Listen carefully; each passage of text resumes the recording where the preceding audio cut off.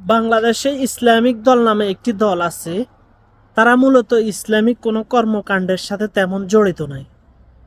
তাদের শুরুর কিছু জাতীয় পর্যায়ের নেতা ছিল, তারা মোটামুটি ভালো নীতি নৈতিকতার সাথে কাজ করেছে দেশের জন্য এবং ইসলামের জন্য।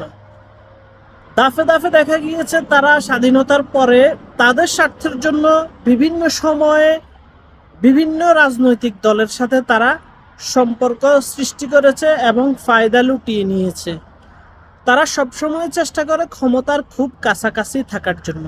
তারা কখনো আওয়ামী লীগের সাথে ভালো সম্পর্ক রেখেছে, কখনো বিএনপির সাথে ভালো সম্পর্ক রেখেছে, এবং সর্বশেষ তারা কিছু ভালো মানের উন্নত মানের যারা বাংলাদেশে ইসলামিক দল আছে তাদেরকেও তাদের স্বার্থের জন্য ব্যবহার করছে এবং তাদের দলের দিকে ডাকছে। তো আপনারা পূর্ব থেকে শিক্ষা না নিলে আপনাদের জন্য রয়েছে বিপদ। আপনারা অবশ্যই বুঝতে পারছেন সেই দলটি কারা। যত তাড়াতাড়ি আপনারা বুঝতে পারবেন ততই আপনাদের জন্য ভালো এবং মঙ্গল। সবাই ভালো থাকবেন। আসসালামু আলাইকুম।